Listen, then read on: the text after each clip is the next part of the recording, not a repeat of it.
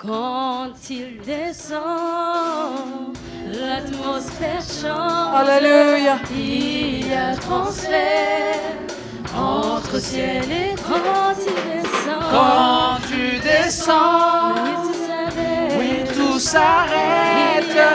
Il y a transfert entre ciel et terre. Quand tu descends, il y a transfert. Il y a transfert. Alléluia. Entre ciel et terre. Quand tu descends, oui, tout s'arrête.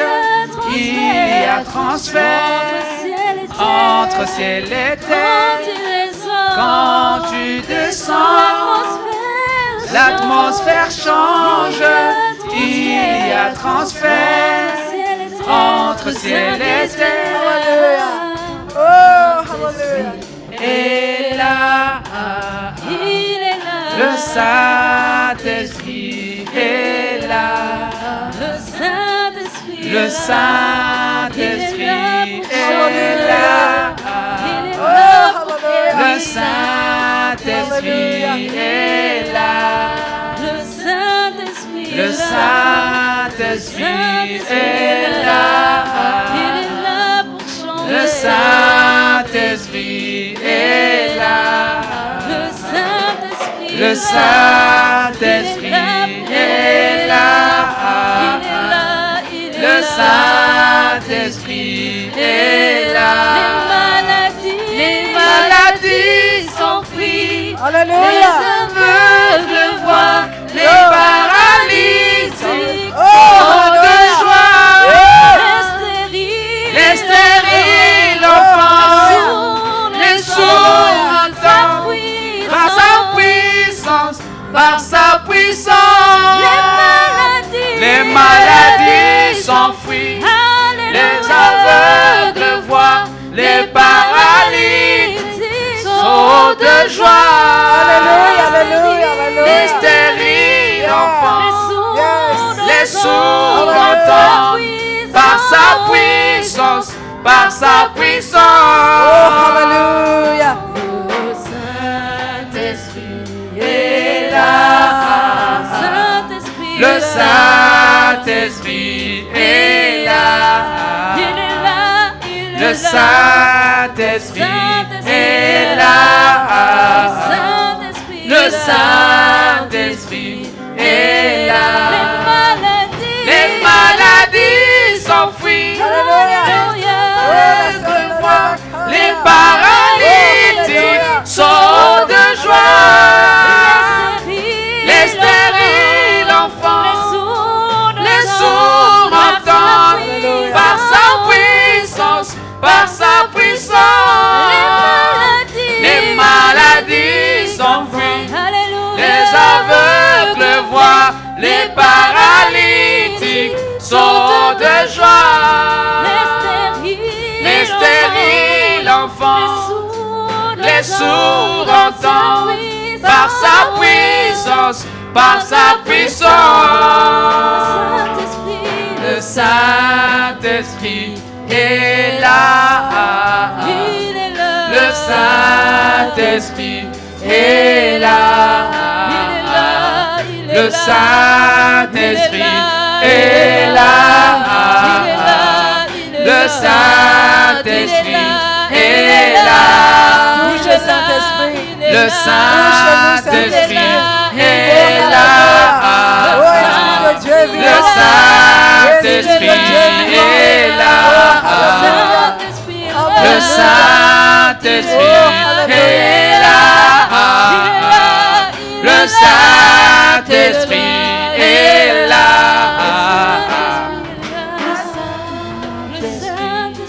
Alléluia.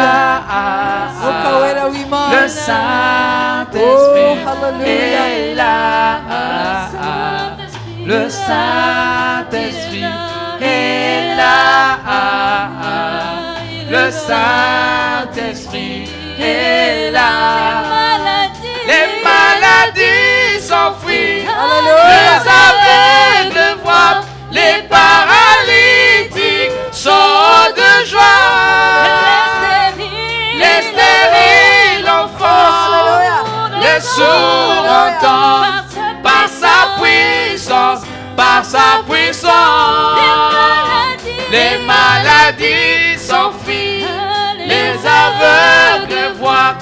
les paralytiques sont de joie.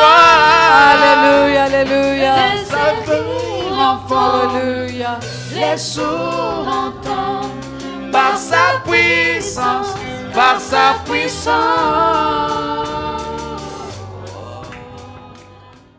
Alléluia. Alléluia. Maintenant que nous allons t'écouter, ô Dieu de gloire, Ubwo tugiye kumva Mana nyir'icyubahiro, nous te demandons, ô Père, d'utiliser ton serviteur Godé. turagusaba data ngo ukoreshe umugaragu wawe. Nous croyons fort, Seigneur, que tu as préparé quelque chose pour nous. Turizera tudashidikanya yuko hari icyo waduteguriye. Tu vas-tu avoir, Seigneur, un transfert, ô Dieu de gloire, Mana kuko hari ibikoreka du ciel vers nous. biva mu ijuru biza bituganaho. Utilise ton serviteur, ô Dieu de gloire. Mana koresha umugaragu wawe Imana Qu'il nyir'icyubahiro. commence, Seigneur, en prophétisant et qu'il termine en prophétisant. Mana atangira ahanura anasoza ahanura. Il va parler de ta part, ô Dieu de gloire. Agiye kukuvugira Mana nyir'icyubahiro. Ouin-le, Seigneur, d'une onction spéciale. Mana musiga amavuta adasanzwe. Au nom tout-puissant de Mu Jésus-Christ. izina rihambaye rya Yesu Kristo. Alléluia. Haleluya.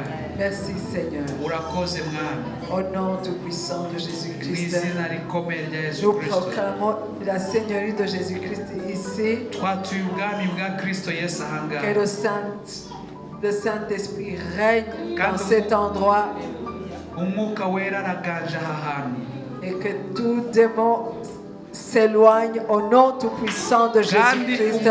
umudayimoni wese ahungiye mu izina rya Yesu Kristo.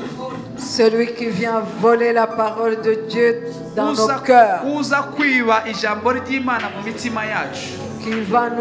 qui vient pour nous distraire. Uza kuturangaza.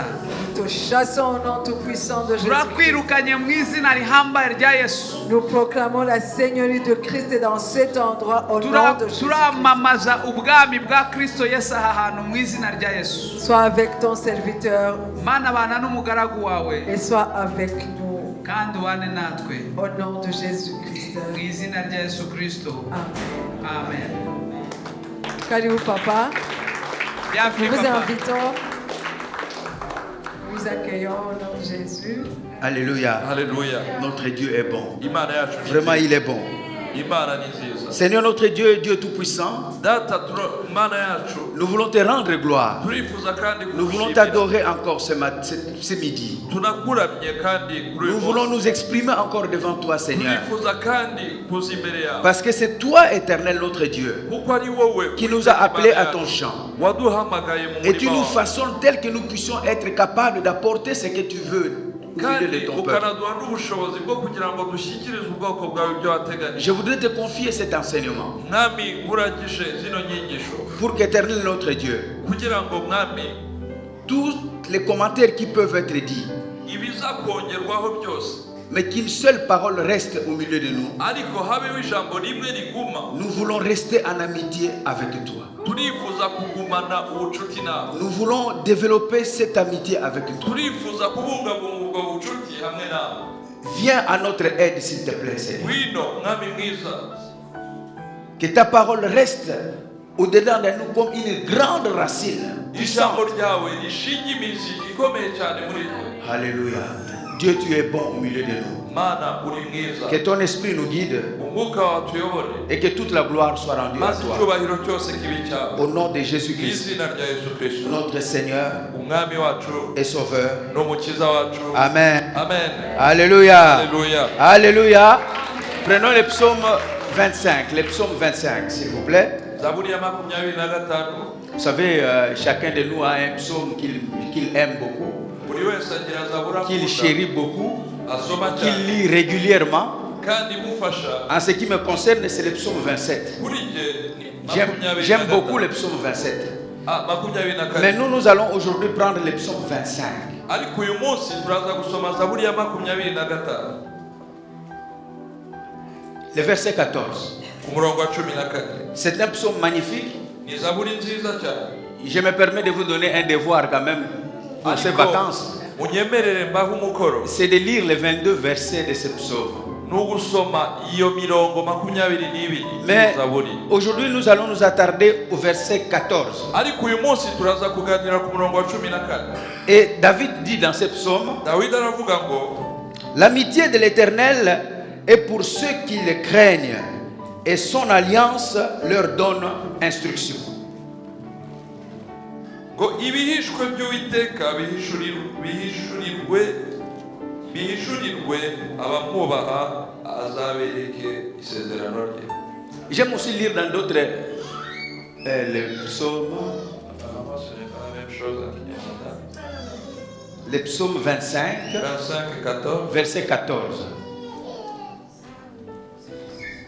Ça ne dit pas la même chose. L'amitié de l'Éternel est pour ceux qui le craignent, et son alliance leur donne instruction. En Kinyarwanda, c'est plutôt ce qui est caché. Les choses cachées de l'Éternel sont révélées à ceux qui le craignent. Ah oui, oui, oui. Il leur montrera aussi ses promesses. Oui, c'est ça. C'est les sélections de traductions. C'est pourquoi je vais lire plusieurs traductions pour pouvoir comprendre exactement qu'est-ce que l'auteur, ou du moins ceux qui transmettent, ceux qui traduisent, qu'est-ce qu'ils veulent exactement dire. Mais oui, c'est effectivement l'essence de ce verset. Abasoma mu Kinyarwanda ntitugire ubwoba rero ni uburyo bwo kubitraduiza bitandukanye. Murakoze. D'ailleurs, dans d'autres versions, quand je lis la version de Darby, Iyo dusomye muri yindi version, Darby dit ceci: muri Dabi, l'intimité de l'Éternel est pour ceux qui le craignent, et son alliance pour les instruire. ngo ubusabane cyangwa se ubusabane n'Uwiteka ngo bugenewe babandi bamwubaha, kandi ngo amasezerano ye cyangwa se igihango alliance kigenewe nibo kigenewe. Le mot hébreu Ijambo ryo mu Giheburayo, sod, qu'on a traduit ici intimité, iri jambo ngo ubusabane signifie tout simplement amitié. rivuga ubucuti. Quand quelqu'un est intime à l'autre, Iyo umuntu ari magara y'undi, ils sont en intimité, baba bari mu busabane, ils sont amis. bakaba inshuti. Et quand David utilise justement le terme amitié, Iyo Dawidi akoresheje iri jambo ngo ubucuti, c'est pour expliquer les rapports qu'il y a entre deux personnes qui sont amies et qui s'aiment. ni ukugira ngo asobanure umubano uri hagati y'abantu babiri bakundana kandi b'inshuti. C'est dans le même sens que notre Seigneur Jésus-Christ disait à ses disciples: Ni naho ngaho Yesu yabwiraga abigishwa be, je ne vous appelle plus ngo serviteurs, sinkibisa abagaragu, car le serviteur ne sait point ce que son maître fait, kubera ko umugaragu ntabwo aba azi ibyo shebuja agambiriye, mais je vous appelle ariko mbise mes amis, inshuti zanjye magara, parce que je vous ai montré, je vous fais connaître kubera ko nabamenyesheje tout ce que j'ai ouï de la part du Père, tout ce que j'ai entendu de la part du Père. ibyo numvanye data. Notre Seigneur Jésus-Christ, Umwami wacu Yesu Kristo, qui est de notre lignée, qui est notre ari frère, we mwene wacu wa bugufi, Jésus-Christ qui est de notre race, Yesu wo mu bwoko bwacu, c'est Jésus-Christ dit: je ne vous appelle plus serviteurs, uwo Yesu niwe uvuga neza ngo sinkibisa abagaragu, mais je vous appelle amis, mes ahubwo amis, mbise inshuti zanjye, parce que kubera ko tout ce que j'ai entendu de la part du ibyo Père, numvanye data byose je vous ai fait connaître cela. nabibamenyesheje. C'est ce que l'apôtre Paul dit quelque part, Ibyo Pawulo avuga que Jésus nous a donné tous les conseils de Dieu, ngo Yesu Ce qui nous permet- yatugejejeho ce ibitekerezo qui nous byose bya permet data, d'aller au ciel, kandi ce qui nous permet de vivre une vie agréable au ni Seigneur. nabyo bituma tuzagera mu ijuru tukabaho n'ubuzima bwiza. Tout ce que j'ai entendu de la part de Ibyo mon Père, numvanye data byose je vous ai fait connaître, nabibamenyeshe, et ainsi vous n'êtes plus mes serviteurs. ibyo bigatuma ntakibisa Parce qu'un abagaragu, serviteur ne connaît pas ce que son maître kuko fait. umugaragu ntabwo Mais vous, amenya vous êtes ibyo mes sebuja amis. yibwira, Vous êtes mes amis ahubwo muri inshuti zanjye, parce que je vous donne les conseils de Dieu. kubera ko Parce que l'alliance que nous avons avec vous, bagezaho c'est une imigambi. alliance qui donne des instructions. Aya iki gihango ngiranye namwe ni igihango gituma mbasha kubagezaho amabwiriza.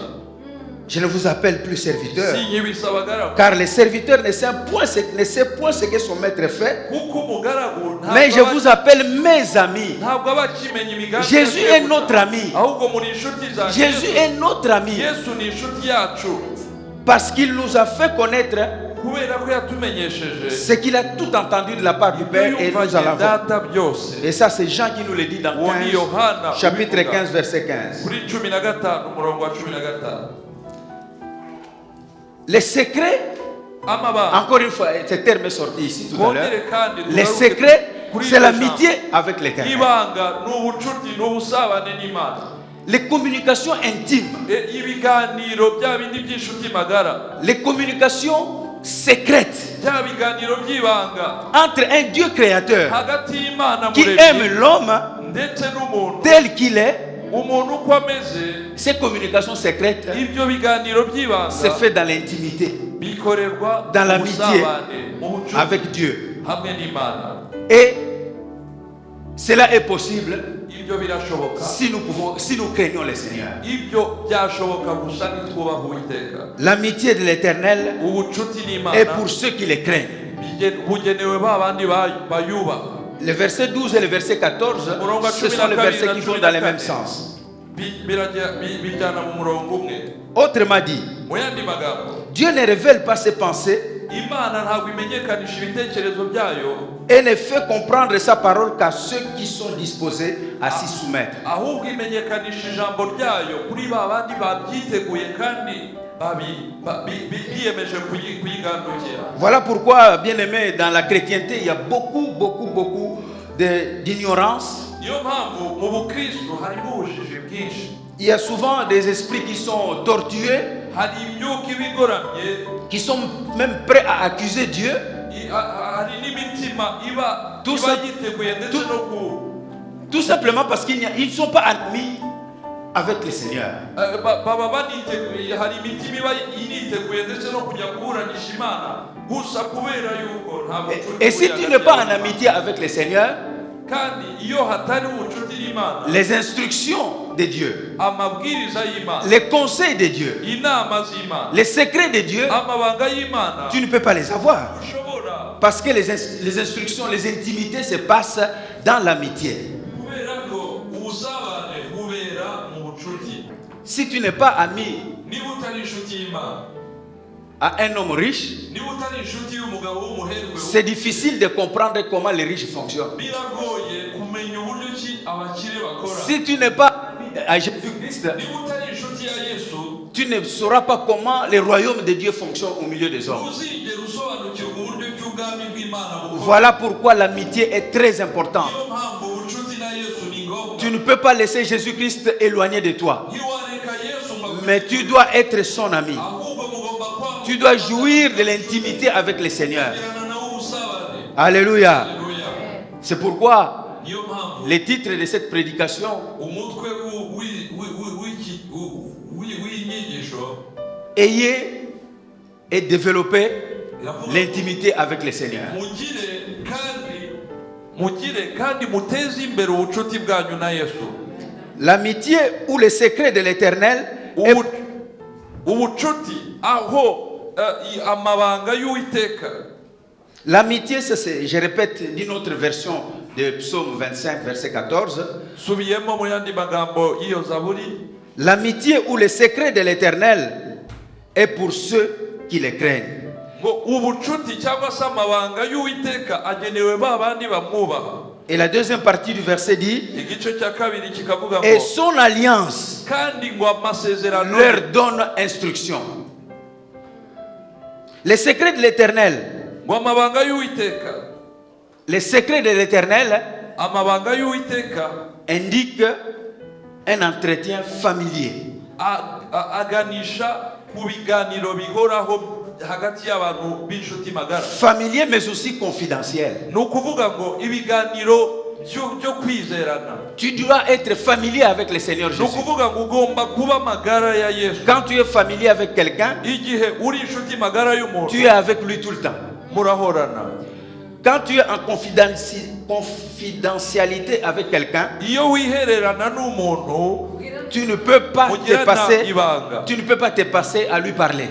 Biragoye ko wajya kure y'ibiganiro Parce que vous vous échangez des confidences. kuko hari amabanga muhanahana. C'est de la même manière que l'instruction de Dieu, Ni muri ubwo buryo les conseils de Dieu, inama z'Imana, les secrets de Dieu, amabanga y'Imana, toutes ces choses de Dieu. Ah oui, l'autre Dieu lui a parlé.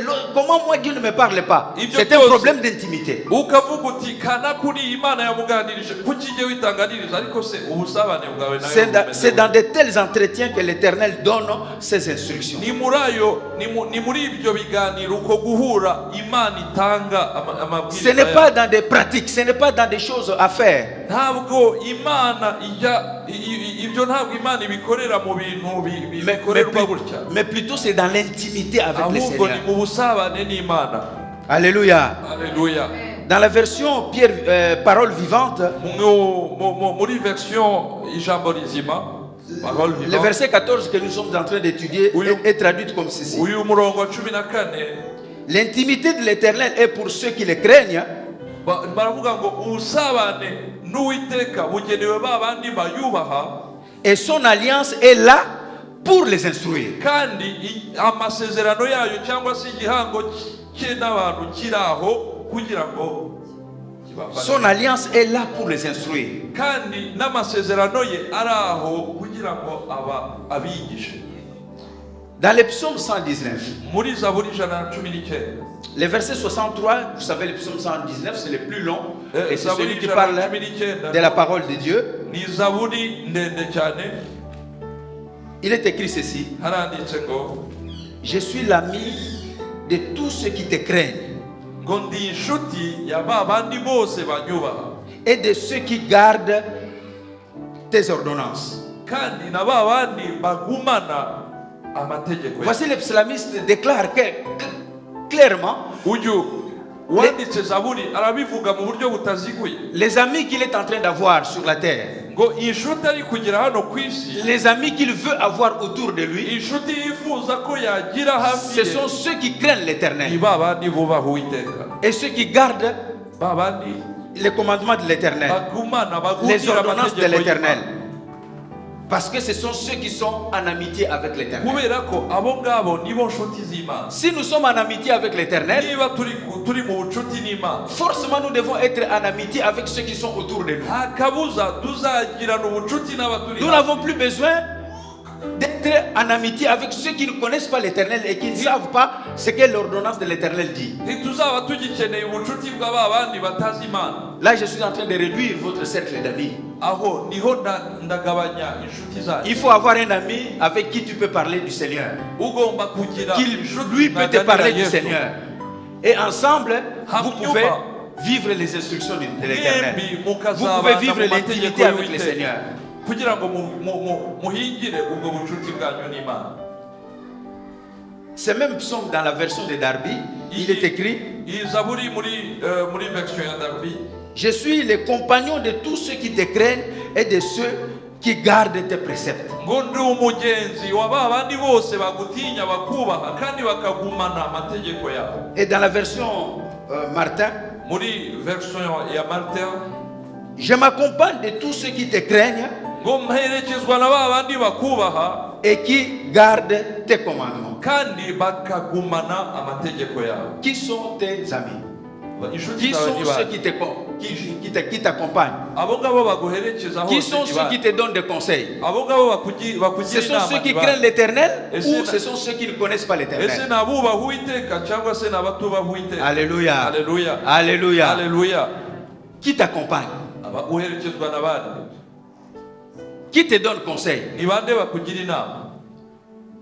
Le psalmiste dit: uwanditse zaburi moi, j'ai besoin d'être accompagné par ceux qui connaissent l'Éternel, aravuga ngo njyewe ceux nkeneye qui connaissent guherekezwa, l'instruction de l'Éternel, nkeneye ceux qui sont en guherekezwa, intimité avec l'Éternel, nkeneye guherekezwa parce que na l'Éternel babandi peut bari révéler Uwiteka. des paroles en me concernant à travers eux ou à travers quelqu'un d'autre, mais est-il que nous sommes en amitié? kubera ko Imana ishobora kubacishamo ijambo ringenewe kubera ko nabo ni inshuti z'Imana. L'apôtre Paul nous met en garde. Paulo Dans aratwitonda 2 Corinthiens chapitre 6, il écrit ceci: mu Bakorino ba mbere 6, ne vous mettez pas avec les infidèles sous un joug étranger, car quel rapport y a-t-il entre la justice et l'iniquité?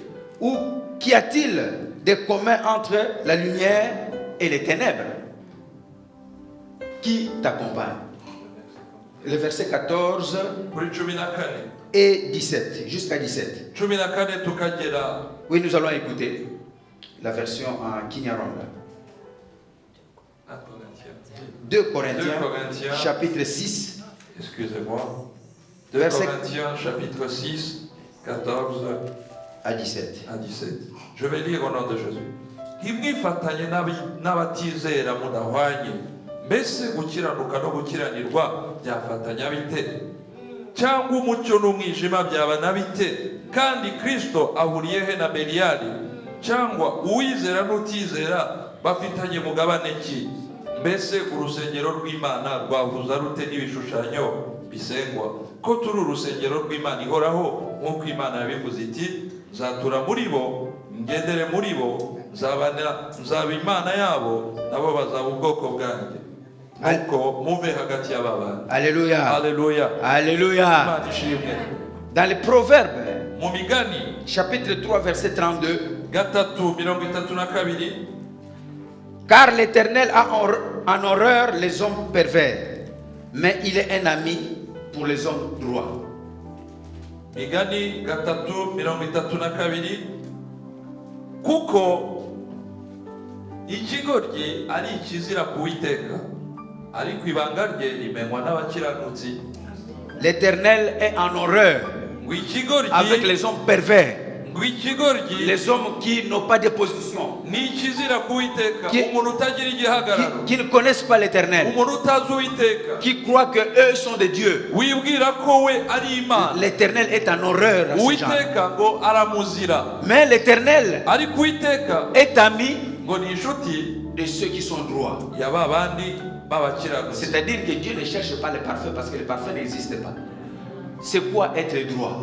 Ese gukiranuka ni ibiki? Ça signifie tout simplement que c'est lui qui cherche vraiment la droiture dans la sincérité avec le Seigneur. Bivuga ngo wa Quand wundi Dieu voit ton cœur dans ce sens-là, il te qualifie de droit. bya bindi, en fait umukiranutsi ni wa wundi ukora ibishoboka byose ngo ashakishe ugukiranuka, ngo ashakishe Uwiteka n'umutima we wose. Ibyo birahagije kugira ngo Imana iguhindure inshuti yayo. Alors il fait de toi son ami. Noneho ugahinduka rwose Et inshuti tu es magara, maintenant en intimité, en amitié avec le Seigneur. kandi ukagirana ubusabane n'iyo Mana. Alléluia. Alléluia. Vous pouvez continuer de prendre le verset 31 à 37 dans ce même chapitre 3 des Proverbes. Mais nous allons aller plus loin. Nous allons Muri aller iki plus gice loin. cya gatatu twasoma kuva kuri 31 tukagera kuri 35. C'est le deuxième devoir que je vous donne, d'aller lire verset 31 à 35 de Proverbe 3. Ni umukoro wa kabiri mbahaye, migani gatatu 31 tukagera kuri 35. Vous vous rappelez du premier devoir? Muribuka umukoro wa mbere, C'est le psaume Zaburi 25. 25. Alléluia. Alléluia. Gloire au Seigneur. Nous avons tout le temps pendant ces vacances. Nous pouvons bel et bien lire ces paroles et méditer et prier sur cela. Muri ibi biruhuko dufite umwanya uhagije wo kugira ngo dusome ano magambo. Nous avons lu beaucoup de versets dans l'Ancien Testament. Twasomye imirongo myinshi cyane mu isezerano. Nous voulons aller plus loin pour lire encore qu'est-ce que Dieu dit en amitié dans le Nouveau Testament. Tugiye noneho kumva ibyo Imana ivuga ku bucuti mu isezerano rishya. Nous avons devant nous Matthieu chapitre 26 verset 50. Matayo 26 umurongo wa 50. Jésus lui dit, Yesu aravuga ngo, mon ami, ce que tu es venu faire, fais-le. kora ikikuzanye. Alors ces gens s'avancèrent, mirent la main sur Jésus et les saisirent. Maze baraza basumira Yesu baramufata. Vous avez compris? Nous sommes à l'épisode où Jésus est arrêté. Yesu ahangaha bari kumufata. Jésus parle à Judas. Aha ni Yesu uri kubwira Yuda. Jésus va bientôt être arrêté et subir tout ce que nous connaissons de ce qu'il a fait, de ce qu'il a subi avant la mort. Yesu bagiye kumufunga, agiye ndetse no gukorerwa bya bindi byose Et tuzi. devant lui se trouve le traître. Imbere ye hari ibiremwa. Et il lui dit, umugambanyi. imbere ye hari umugambanyi aramubwira ngo, mon ami, ngo mugenzi wanjye. ça c'est Jésus. Uwo ni Yesu, nshuti yanjye. Ça c'est Jésus. uwo ni yesu Mon ami. nshuti yanjye Alors que c'est cet ami qui vient justement te trahir. niwe wangambaniye Mon ami. nshuti yanjye Qu'est-ce que tu es venu faire? ikikuzanye. Moi, je pense qu'à la place de Judas, j'allais annuler ma mission. Jewe mu mwanya wa Yuda nari Jusqu'à la dernière minute. kugeza ku munota wa nyuma. Jusqu'à la dernière minute, Jésus-Christ appelle Judas mon ami. Kugeza ku munota wa nyuma Yesu arita Yuda ngo nshuti yanjye. Bien-aimé dans le Seigneur. Bavandimwe, À quel niveau tu peux être pour croire un seul instant que Jésus va t'abandonner et ne plus t'appeler ami? rero ni iki cyatuma rwose utekereza n'akanya gatoya ko Yesu Jésus est devant cette trahison grossière et il dit à celui qui le trahit, il l'appelle mon ami. baramugambaniye mu buryo rwose budafututse. Il n'y a rien qui peut te disqualifier. ngo nshuti yanjye. Il n'y a rien qui te disqualifie. Nta na kimwe. Il n'y a rien qui peut te dire c'est fini parce que tu as fait ça, parce que tu vas trahir, parce que tu as trahi, eh bien c'est fini, tu n'es plus l'ami de Jésus. Rien du tout. Jésus va continuer toujours à t'appeler mon ami. Nta cyaha gishobora Mon kuzatuma ami. Yesu arorera kukwita inshuti ye. Nta na kimwe. Luc chapitre 11 verset 8. Luka 11 umurongo wa 8.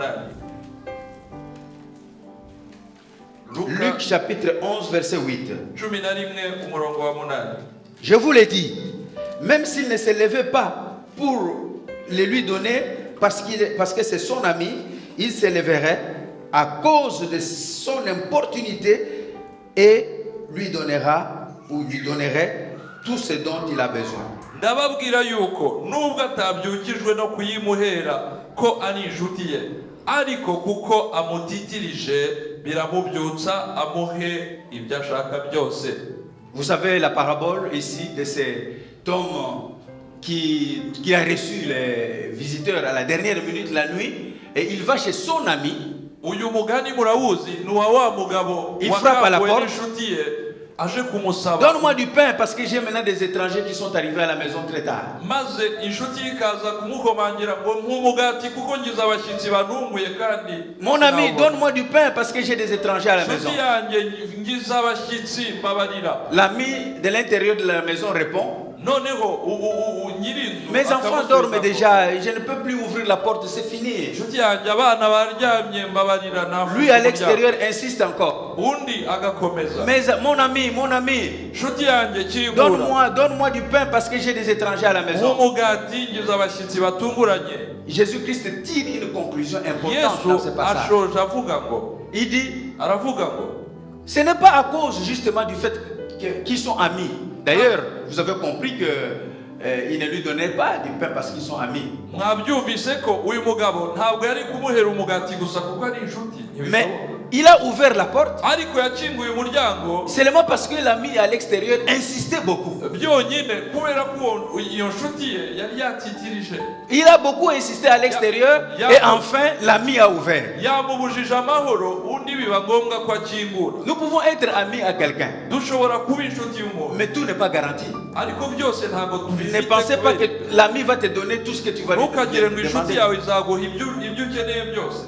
Alléluia. Alléluia. Tout n'est pas garanti. Byose ntabwo twamaze. Mais nous avons un enseignement là-bas. Ariko dufite icyigisho. Avec Jésus, Hamwe notre na ami, Yesu inshuti yawe. si nous insistons, Nidutitiriza. nous persévérons, Tugakomeza. nous continuons à demander, Tugakomeza nous continuons à tugasaba. avoir confiance en lui, Tugakomeza tukamwizera. il va ouvrir la porte. Azakingura umuryango. Il va ouvrir la porte. Azakingura Non umuryango. pas parce que nous sommes amis, mais surtout parce que nous avons persévéré. Si kubera Un ami ko- doit persévérer aussi dans Ntabwo- l'amitié. Ntabwo yabikorera gusa ubucuti ahubwo gusa kubera ko twagumye mu gusaba. L'amitié ne peut pas être quelque chose de passager. Ah oui, Ubucuti- il est mon ami et puis l'affaire se termine. Non, non. Ubucuti ntabwo ari ibintu biri aho gusa ngo ni inshuti yanjye. L'amitié doit être développée. Ubucuti L'amitié burarigirwa. doit être profonde. Ubucuti buracukumburwa. Doit se remarquer dans beaucoup de choses. Bugomba kugaragara muri byinshi. Et dans ce cas ici, dans cette parabole, Kandi hano muri uyu mugani c'est la persévérance qui montre qu'on est ami. bigaragaza uburyo ki iyo nshuti yamaramaje. Luc chapitre 14, verset Luka 10.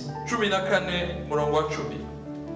Luc chapitre 14, verset 10. Luka 14 umurongo wa 10. Mais lorsque tu seras invité, va te mettre à la dernière place, afin que quand celui qui t'a invité viendra, il te dise, mon ami, monte plus haut. Alors, cela te fera honneur devant tous ceux qui seront à table avec toi. ahubwo nutorwa ugende wicare inyuma y'abandi bose kugira ngo uwagutoye aze kukwibwirira ati inshuti yanjye igira imbere, nibwo uzabona icyubahiro imbere y'abo mwicaranye musangira. Nous voyons aussi, c'est toujours la parabole, nous sommes dans une série de paraboles dans Luc. Turacyari mu migani muri Luka.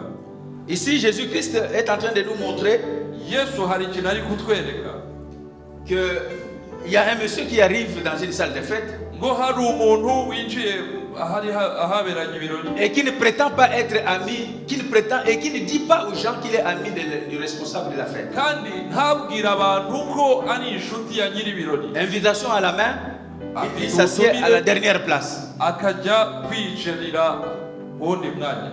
Et c'est seulement après Noneho mu nyuma que le responsable de la fête arrive nibwo nyiri ibirori et lui dit, mon ami. aravuga ngo nshuti yanjye, Les autres ne savent pas que tu es mon ami. abandi ntabyo bazi kuri Tu es inshuti venu yanjye. humble waje et wicishije tu t'es assis derrière. ujya kwifatira umwanya w'inyuma. Mon ami, nshuti yanjye, monte devant. izira imbere.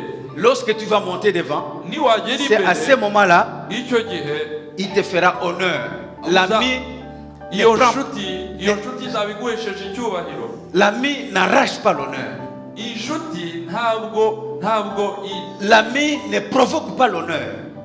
ipapura icyubahiro. Dans l'amitié, c'est l'humilité. mu bucuti habamo kwicisha bugufi. Dans l'amitié, on ne se prévaut pas. Moi, je suis l'ami d'eux. mu bucuti ntabwo umuntu ahagarara aho ngaho ngo yikubite ku C'est un gatuza ami ngo ni inshuti personnel. ya Celui-là, runaka. c'est un ami personnel. ngo kanaka ni inshuti yanjye bwite Tu veux faire croire aux gens que c'est toi qui es le seul ami de celui-là. ese ubu bimariye Ce n'est pas ça kumenya dans yuko l'amitié ari wowe avec le nshuti Seigneur. wenyine? Sois humble. icishe bugufi. Le Seigneur lui-même va t'élever. uwiteka wenyine Autant marqué. azakuzamura. Autant Mu gihe marqué. gikwiye. Autant marqué. mu gihe gikwiye. Alléluia. Alléluia. Gloire au Seigneur. Imana ishimwe. Jacques chapitre 2 verset 23. Yakobo- Je vais m'arrêter un moment, mais tellement qu'il y a beaucoup de choses à dire. Yakobo 2:23 niho ngarukiriza. Jacques chapitre 2 verset 23. Yakobo 2:23. Ainsi s'accomplit ce que dit l'Écriture. Abraham crut à Dieu et cela lui fut imputé à justice et il fut appelé ami de Dieu. Jacques chapitre 2 Yakobo 2:23. Nicyo cyatumye ibyanditswe bisohora bya bindi bivuga ngo Aburahamu yizeye Imana bimuhanirizwa no gukiranuka. Alléluia. Alléluia. Abraham a été appelé Aburahamu yitwa ami de Dieu inshuti y'Imana tout simplement parce qu'il a cru en Dieu. byonyine kubera ko yizeye Imana. C'est-à-dire il a eu confiance en Dieu. Bivuga ngo yizeye Imana. Il a dit Dieu est capable et tout puissant. Il est capable de tout et en tout. Yayishizemo icyizere cyose aravuga J'ai ko Imana confiance en ishobora lui. byose muri byose. Et lorsqu'il a eu confiance en lui, Amaze kwizera Imana, la Bible dit que cela lui fut imputé Bibiliya iravuga ngo ibyo byamubariweho à justice. C'est-à-dire cela lui fut Gukiranuka. collé à justice. ni ukuvuga ngo ibyo byahise byomatana no gukiranuka. Et alors il fut appelé Uhereye ubwo yitwa ami de Dieu. inshuti y'Imana. Dans l'amitié, il a la confiance. Ça, vous le savez, je ne Ubucuti veux pas dire. habamo icyizere. Comme Abraham avait confiance en Dieu, Kubera ko Aburahamu yari afite Imana icyizere, eh bien Dieu l'a appelé ami. Il a appelé Abraham ami. Imana yamwise inshuti. Jésus peut t'appeler aussi ami. Yesu nawe yakwita inshuti Si tu as confiance en lui. niwamwizera. Dans tous les domaines, comme Abraham avait confiance en Dieu, dans tous les domaines. mu nzego zose nk'uko Aburahamu yizeraga Imana muri byose. Tu as confiance à ton ami, peut-être dans les domaines financiers. Ushobora kwizera inshuti yawe wenda mu mafaranga. Et tu cherches un autre ami ugashakisha indi nshuti à qui tu vas avoir confiance dans les domaines vestimentaires. uzizera gusa mu bijyanye Tu cherches un n'imyambarire. troisième ami ukazagira inshuti ya gatatu en qui tu vas avoir confiance uzizera dans les domaines sociaux. mu bijyanye n'umubano. Mais Jésus-Christ est tout. ariko Yesu ni byose. Tu peux avoir confiance en Jésus-Christ dans tous les domaines. Wamwizera. Un seul ami, dans tous les domaines, tu as confiance en lui et il wamwizera t'appelle muri ami. byose akakubera inshuti muri byose. Alléluia. Haleluya. Alléluia. Imana ishimwe. Jacques chapitre 4. Yakobo 4. Jacques chapitre 4 verset 4. 4 umurongo wa 4. Adultères que vous êtes. Yemwe basambanyi. Ne savez-vous pas que l'amour de Dieu, l'amour du monde est inimitié contre Dieu? Ntimuzi yuko ubucuti bw'iyi si butera kwangwa n'Imana? Celui donc qui veut être ami du monde nuko rero umuntu wese ushaka kuba inshuti y'iby'isi se rend ennemi de Dieu. aba yihinduye umwanzi w'Imana. C'est une mise en garde que Jacques nous donne. Aha. Si tu veux être ami de Dieu, tu ne Aha. peux pas être ami du monde. Aha Yakobo ariho araburira ubwoko bw'Imana. Niba washaka kuba inshuti y'iby'isi ntushobora kuba inshuti y'Imana. Comme j'ai dit que je suis en train de diminuer les cercles de vos amitiés, Niho ndagabanya. eh bien, la première personne à enlever dans votre cercle d'amitié, c'est le monde. Niho ndagabanya inshuti Parce que clairement, Jacques dit que si tu es ami de Dieu, tu ne peux pas être ami du monde. Yakobo arabivuga mu buryo butaziguye yuko niba uri inshuti y'isi ntushobora kuba inshuti y'Imana. Alléluia. Haleluya. Vous savez que l'inimité contre Dieu, c'est l'amour du monde.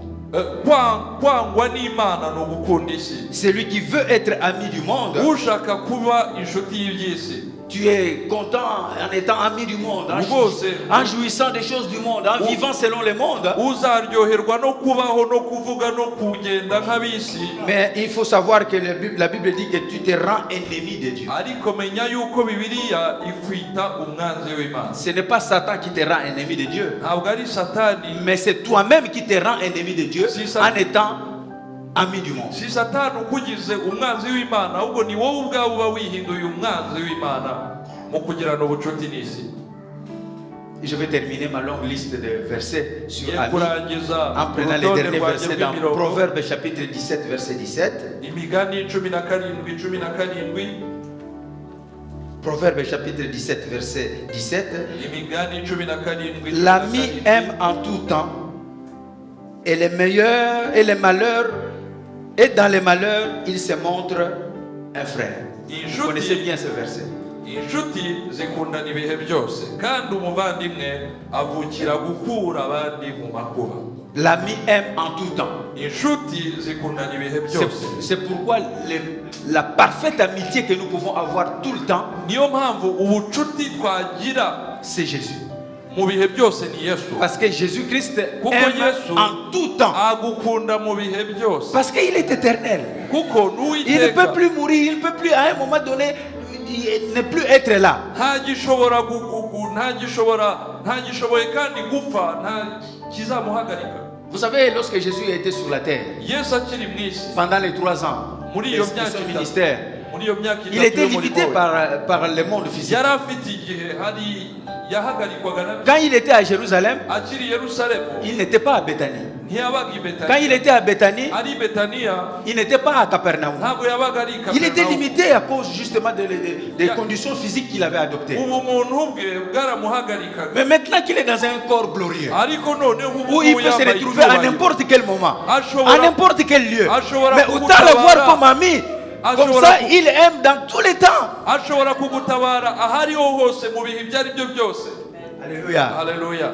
La deuxième partie du verset dit, et dans les malheurs, il se montre un frère. Igice cya kabiri ngo kandi umuvandimwe avukira gukura abandi mu makuba. Lorsque nous avons un ami, Iyo ufite inshuti et lorsque nous sommes dans un malheur, ndetse ukaba uri no mu dans une makuba, épreuve quelconque, mu byago runaka, cet ami-là se transforme iyo en un nshuti frère. ihinduka umuvandimwe. Alléluia. Haleluya.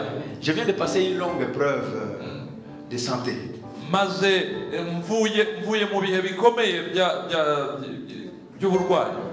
Je remercie beaucoup le Seigneur qui m'a Nshimiye relevé. Imana cyane, Mais je remercie aussi l'apôtre Alexis qui est passé me voir, prier pour moi et sa femme. ariko nshimiye cyane Apotre Alexis wansuye we n'umufasha we. Je les remercie beaucoup. Ndabashimiye. Alors, ce que je voulais dire simplement que durant cette période-là, Icyo nshaka kuvuga nuko muri ibyo bihe tout ce que j'aime était autour de moi. ibyo, Mais il y avait un frère. ariko hari umuvandimwe Il y avait un frère umwe qui est devenu un ami. Il y y avait un ami qui est devenu un frère, hari inshuti yahindutse umuvandimwe qui a tout abandonné, yasize byose qui pouvait prendre congé à son travail yafataga konje pour m'amener au rendez-vous de médecin, kugira ngo ahagere kuri rendez-vous y'abaganga, qui pouvait arrêter son travail au moment où il ne pouvait pas le faire.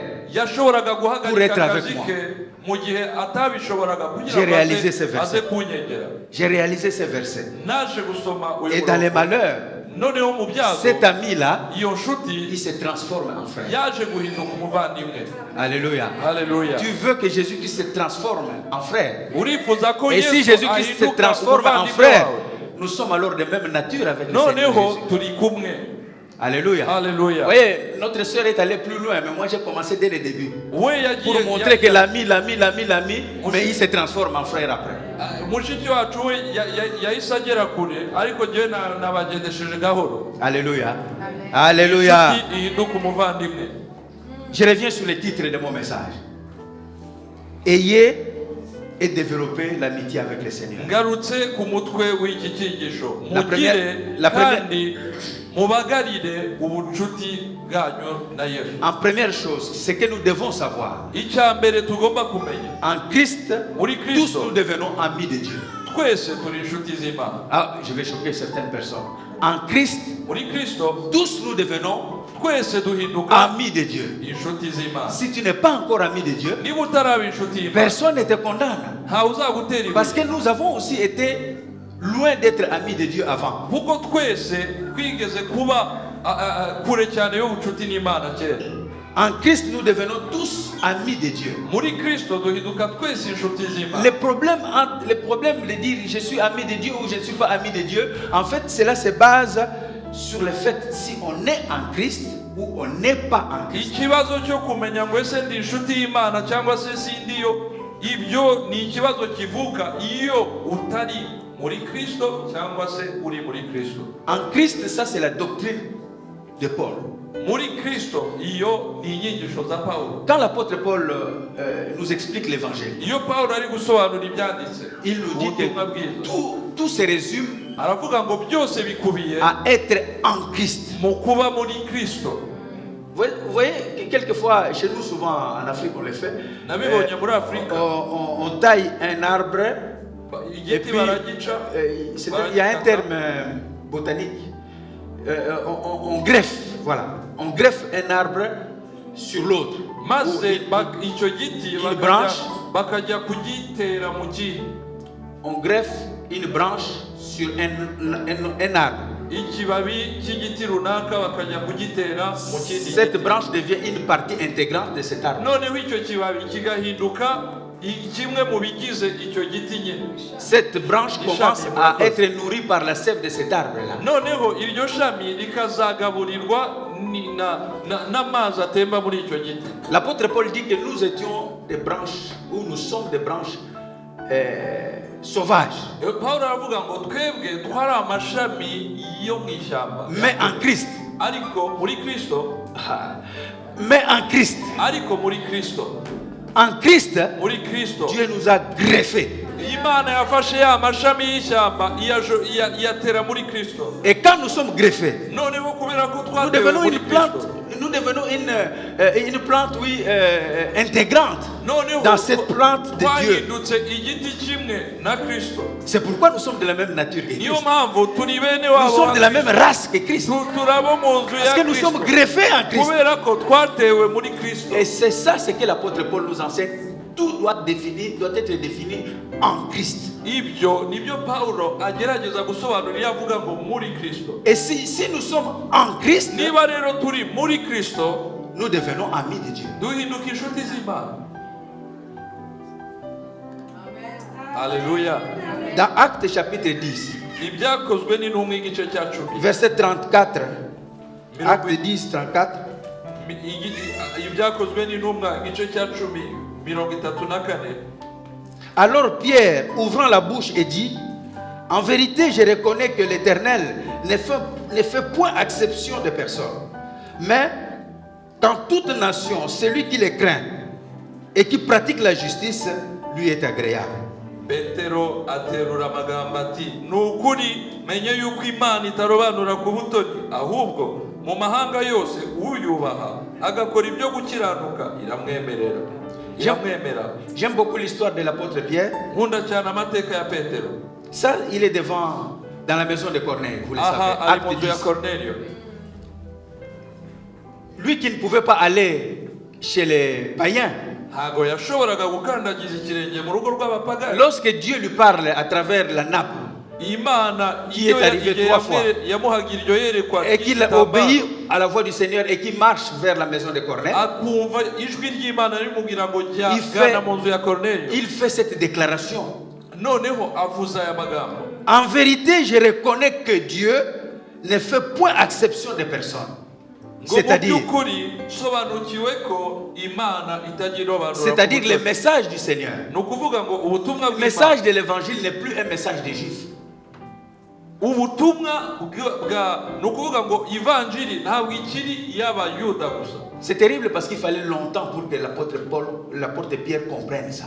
Birababaje kumva ko Petero byamufashe umwanya kugira ngo Dieu ne fait abashe exception de personne. Imana ntabwo irobanura ku C'est butoni. pourquoi, Niyo mpamvu que tu sois juif, waba que umuyuda, tu sois greffé, waba si vous êtes vraiment en Christ, waba uri rya shami ryatewe, vous êtes tous niba uba muri amis de Kristo, Dieu. uri inshuti y'Imana. Vous êtes tous amis de Dieu. Twese turi inshuti En y'Imana. Christ, nous sommes amis de Dieu. Muri Kristo turi inshuti z'Imana. Nous devons avoir cette amitié. Tugomba kugirana ubwo Nous devons bucuti. avoir l'intimité avec le Seigneur. Tugomba kugirana ubwo busabane na Yesu. Alléluia. Alléluia. Et quand nous sommes amis, comme nous l'avons vu avec beaucoup de cas, nous n'avons pas besoin de nous faire voir devant les gens. Voilà, Non, voilà, non. D'abord l'intimité profonde avec le Seigneur. Nitwaba inshuti na Yesu ntabwo tuzakenera kubivugiriza ikondera, ahubwo Mais quand toute nation, celui qui les craint ahubwo mu mahanga yose et qui uyubaha, pratique la justice, agakora ibyo lui est gukiranuka agréable. biramwemera. C'est-à-dire, il est ami de Ni l'Éternel. ukuvuga ngo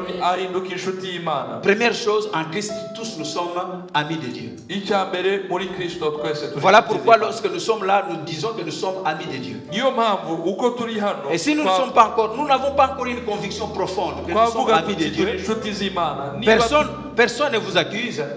Nous allons faire une prière tout à l'heure pour Niba- pouvoir justement devenir amis de Dieu. niba muri wowe wumva ko utaraba inshuti y'Imana ntawe wagutera ibuye, ahubwo turaza gusenga mu kanya. Ayez une amitié avec le Seigneur. Tugirane Deuxième chose. ubucuti na Yesu. Dans Jean chapitre 3 verset 14, Yohana 3:14. et comme Moïse éleva le serpent dans le désert, il faut de même que le Fils de l'homme soit élevé. Afin, verset 15, afin que quiconque croit en lui ait la vie éternelle. Et verset 17, que j'aime beaucoup, Dieu en effet n'a pas envoyé son Fils dans le monde pour qu'il juge le monde, mais pour que le monde soit sauvé par lui. Alléluia. Kandi nk'uko Mose yamanitse inzoka mu butayu, niko umwana w'umuntu akwiriye kumanikwa, kugira ngo umwizera wese abone guhabwa ubugingo buhoraho. 17.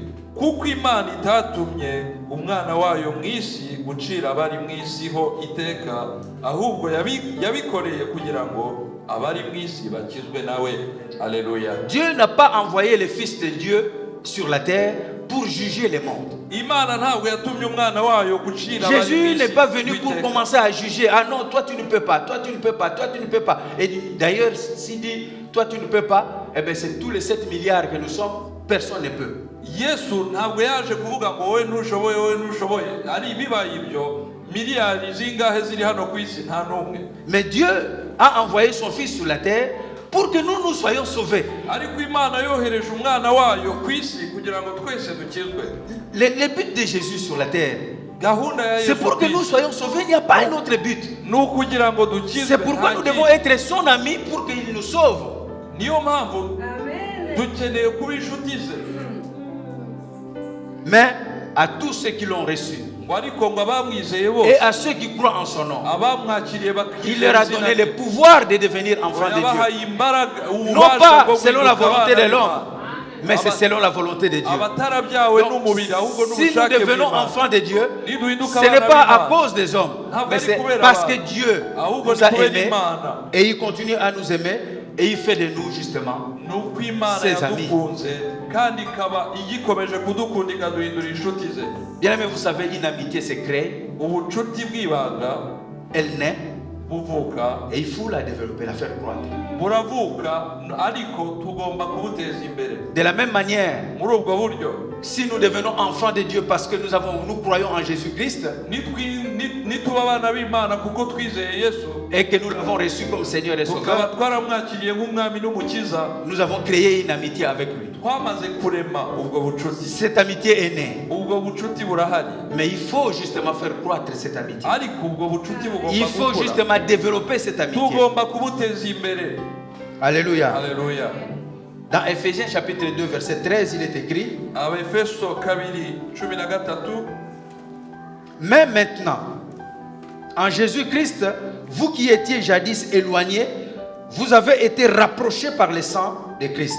Verset 14.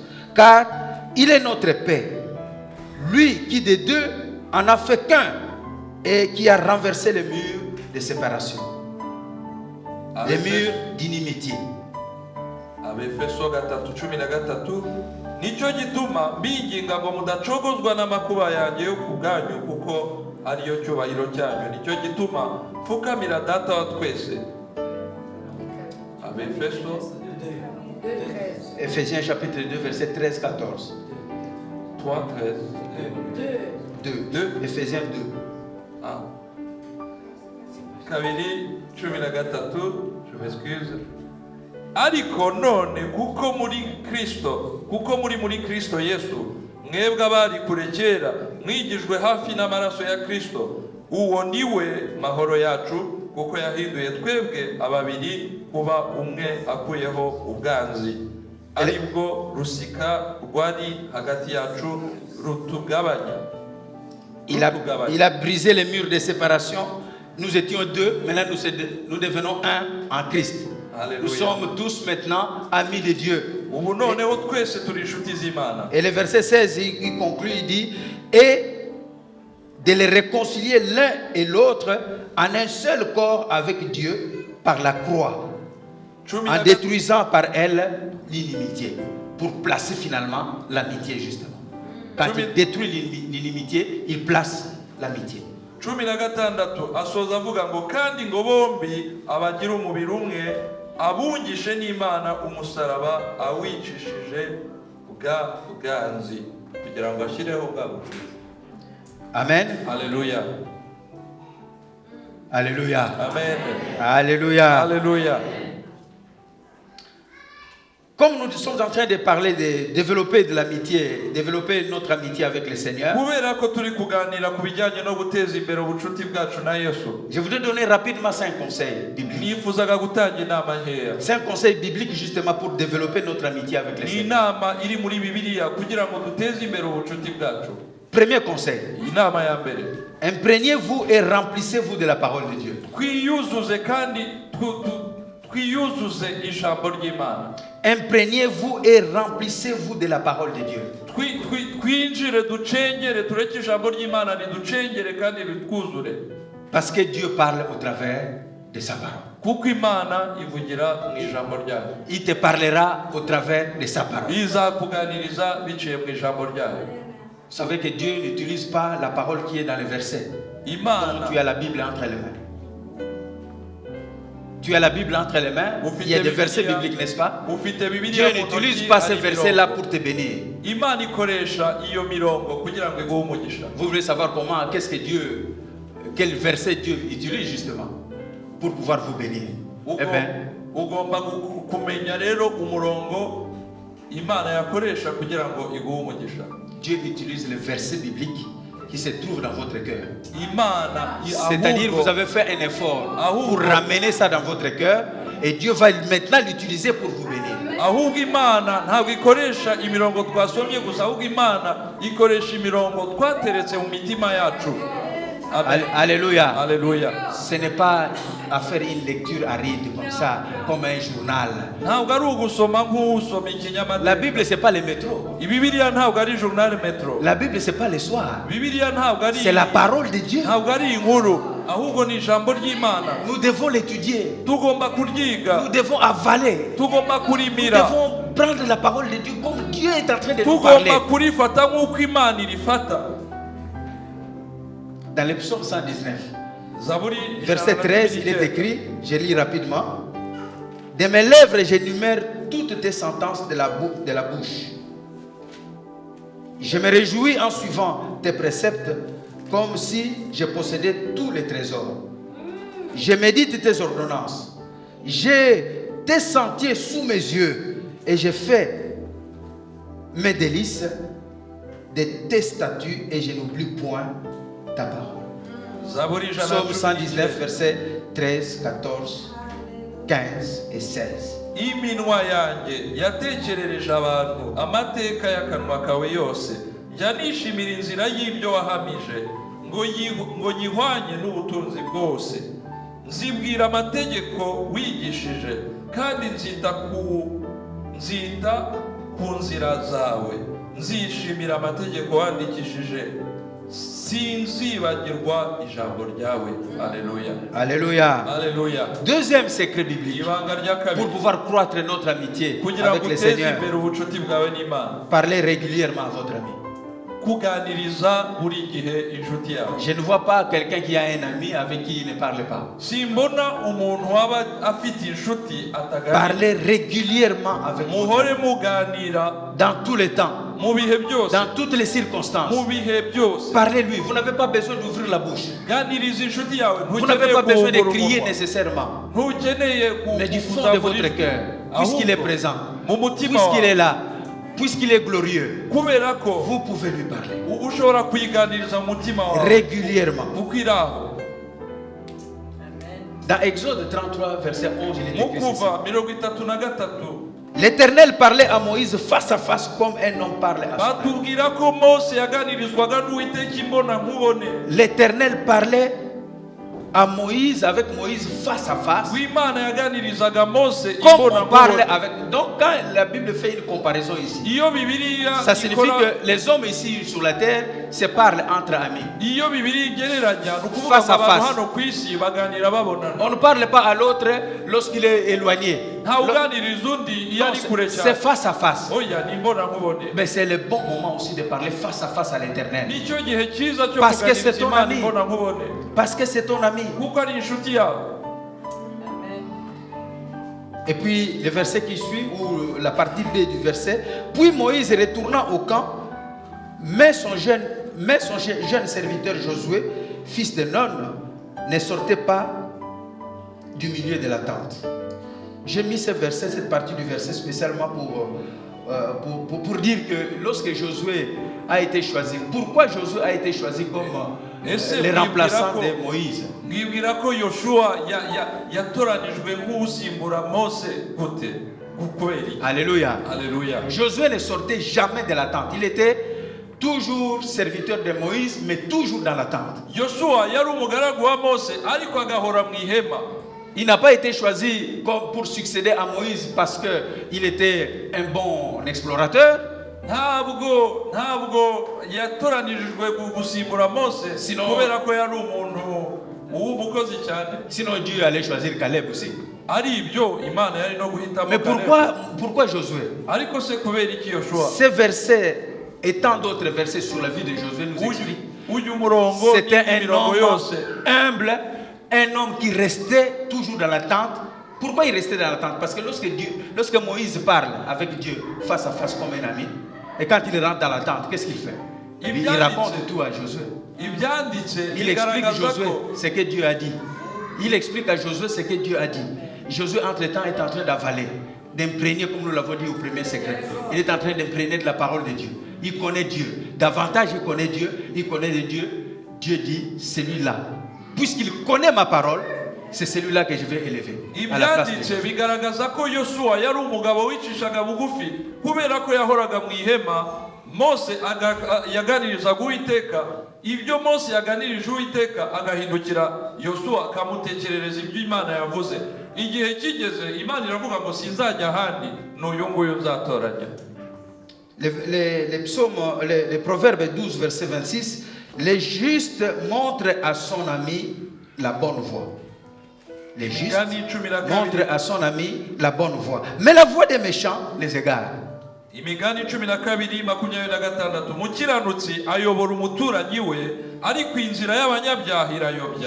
Voilà pourquoi vous devez avoir comme amis ceux qui craignent l'Éternel. Iyo mpamvu tugomba kugira inshuti zubaha Uwiteka. Parce que les justes montrent à son ami la bonne voie, c'est-à-dire la voie de Dieu. Kubera ko umukiranutsi ayobora umuturanyi we. Troisième conseil pour pouvoir développer notre amitié avec le Seigneur. Laissez le Saint-Esprit agir dans votre vie. Plusieurs chrétiens font souvent fi du Saint-Esprit, oublient le Saint-Esprit. Et quand nous oublions le Saint-Esprit, nous ne vaguons pas bien. Nous vaguons avec une connaissance charnelle. Nous n'avançons pas bien, nous avançons charnellement. Mais quand nous avons le Saint-Esprit avec nous, et surtout que nous lui laissons la place pour agir, et que nous le contactons régulièrement pour qu'il nous montre comment nous devons marcher, alors à ce moment-là, nous développons l'intimité avec Dieu et nous pouvons justement marcher selon le Saint-Esprit. Voilà la recommandation de l'apôtre Paul. Mais le consolateur, le Saint-Esprit de Dieu, que le Père enverra en mon nom, il vous enseignera toutes choses et vous rappellera tout ce que je vous ai dit.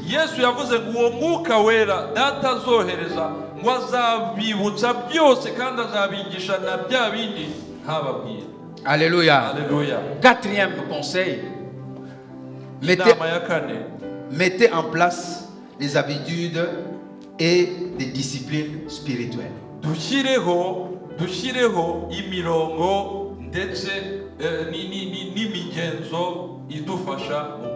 Je parle bien de votre amitié avec le Seigneur.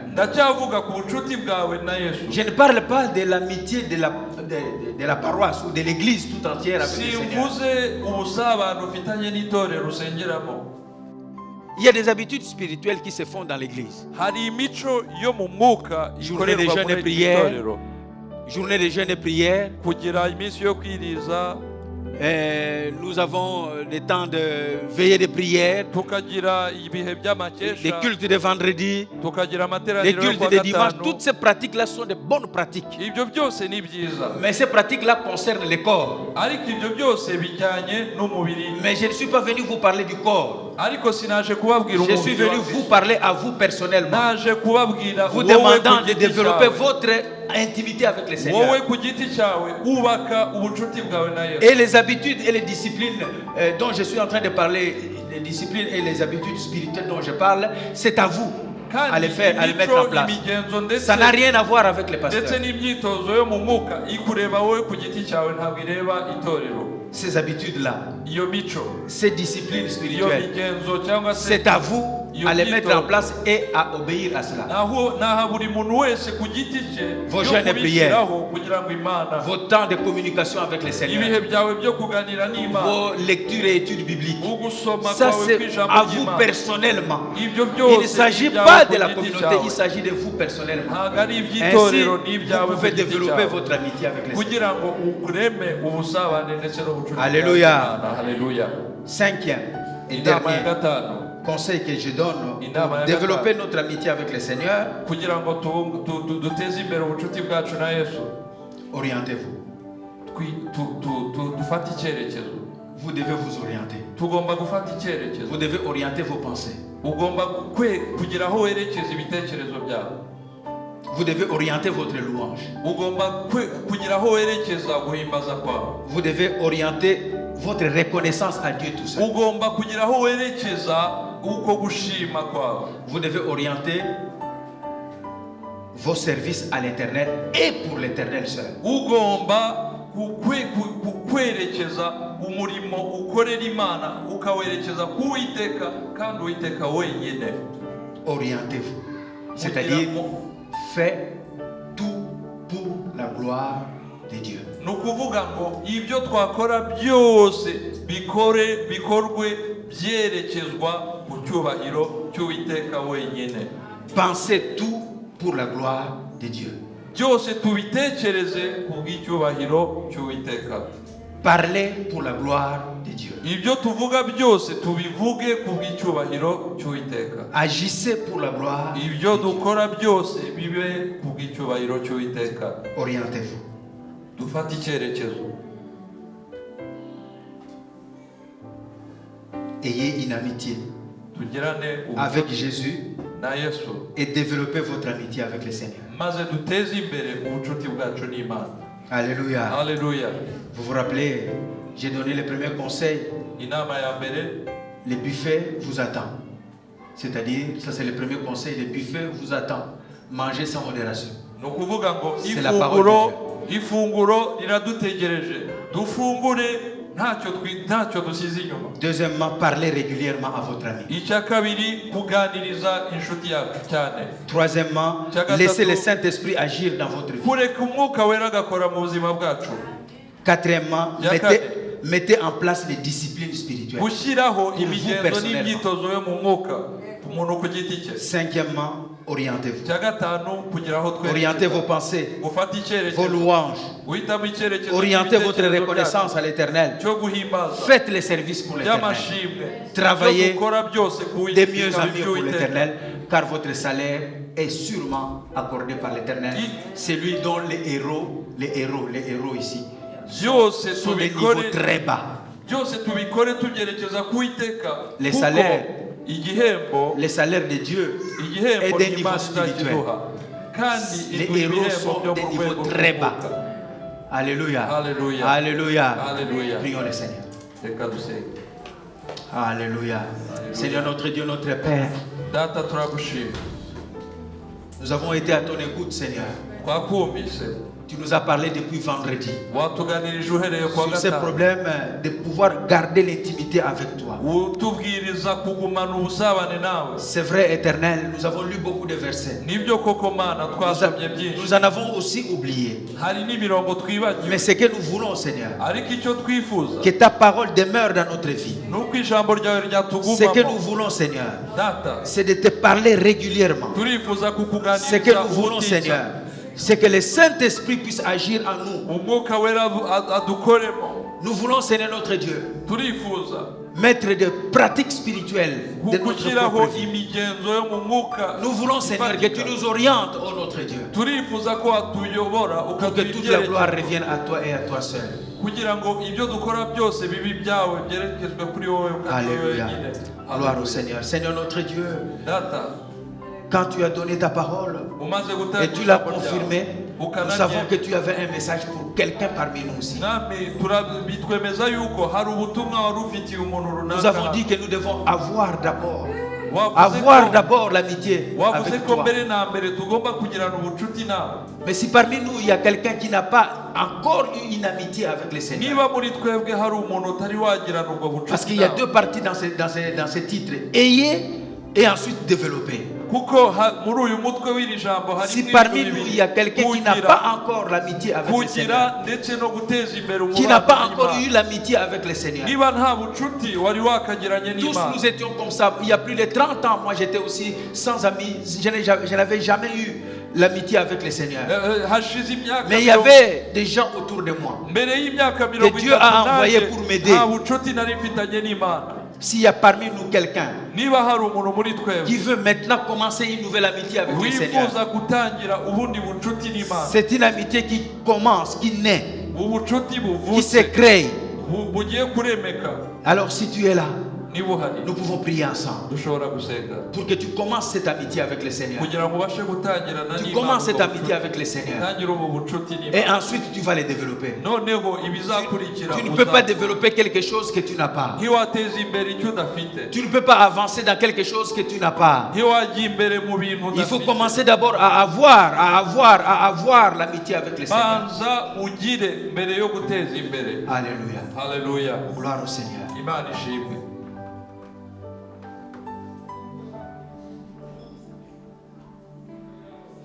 L'amitié de Dieu est pour ceux qui les craignent. L'amitié de Dieu est pour ceux qui les craignent. Oh mon Dieu, je suis à toi. Je me confie en toi, dis-moi dans la voie de la vérité. L'amitié de Dieu est pour ceux qui les craignent. L'amitié de Dieu est pour ceux qui les craignent. Oui, si tu es là, tu veux créer une amitié avec le Seigneur. Nous pouvons prier ensemble. Jésus-Christ est venu pour sauver le monde et non pas pour condamner le monde. Yesu yazanywe no gukiza isi ntabwo yazanywe no gucira iteka abo mu isi. Alléluia. Mon frère, ma soeur, tu peux me suivre dans cette prière. Ushobora kunkurikira muri iri sengesho. Seigneur Jésus, Mwami Yesu, je voudrais créer une amitié avec toi. ndifuza gushyiraho kugirana nawe. Je voudrais créer une amitié avec toi dès aujourd'hui. Ndifuza kugirana nawe ubucuti uhereye uyu munsi. Parce que l'amitié avec toi, c'est la vie. Kubera ko ubucuti nawe ni ubugingo. J'ai marché seul, sans amitié.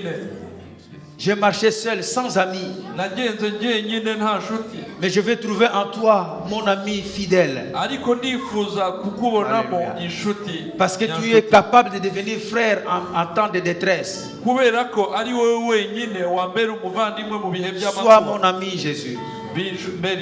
Sois mon ami Jésus. Alléluia. Alléluia. Sois mon ami Jésus. Je t'accepte dans ma vie comme mon sauveur et Seigneur. Comme mon sauveur et Seigneur. Remplis-moi de ta présence. Remplis-moi de ta présence. Je voudrais te suivre au travers de ta parole. Je voudrais te suivre au travers de ta parole. Alléluia.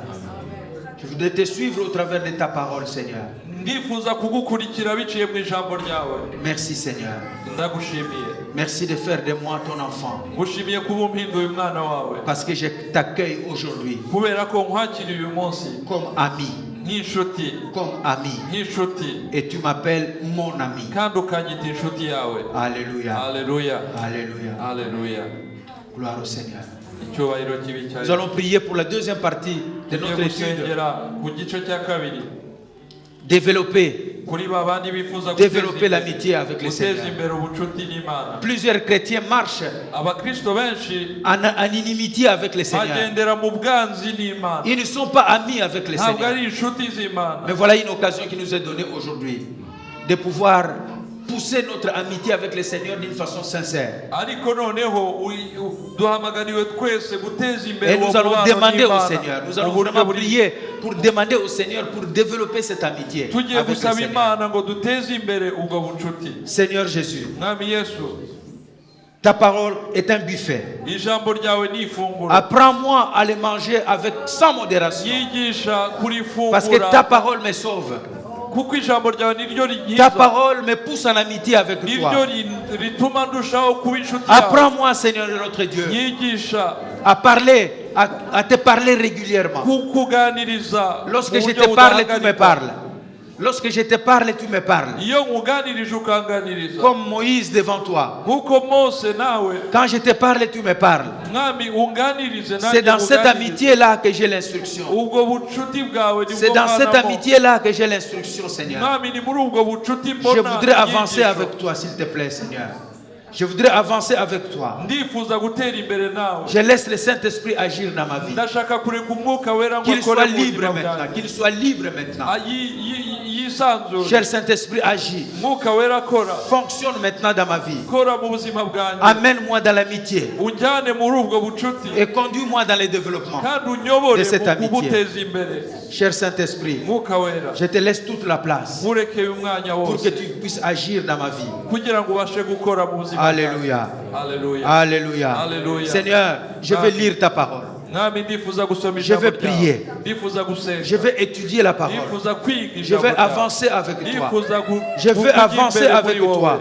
ndifuza Alléluia. kujya imbere muri wowe Et hamwe lorsque nawe. je vais commencer à lire la parole, ndashaka gusoma ijambo ryawe que je ne me décourage pas. mwami sinzacika intege Même si j'arrête un jour, que je ne me décourage pas pour la suite. des naho jours. nacika intege umunsi umwe Parce que je sinzacika vais intege développer burundu justement cette amitié avec le ko Seigneur. ndifuza guteza imbere ubwo bucuti Je vais nawe. mettre en place les disciplines spirituelles. ndifuza gushyiraho umugenzo Oriente-moi, Seigneur, unyobore par rapport à mes amis. nk'icyerekezo mu nshuti zanjye Oriente-moi, Seigneur, nk'icyerekezo pour que je ne sois pas en inimitié avec toi en kugira aimant le ngo monde. sinzigere mba umwanzi wawe Oriente-moi, Seigneur. umpe icyerekezo Oriente-moi, umpe Seigneur. icyerekezo Fais de moi ton ami, umpindure inshuti yawe un ami qui te parle, inshuti un ami qui te ikuganiriza. connaît. inshuti ikuzi Alléluia. Alléluia. Seigneur, fais de cette église, mwami fais iri de cette torero église rihindure une église amie à toi. iri torero rihindure Une église inshuti amie yawe à toi, Seigneur. rihindure itorero ry'inshuti zawe Pour que lorsque tu regardes Bruxelles,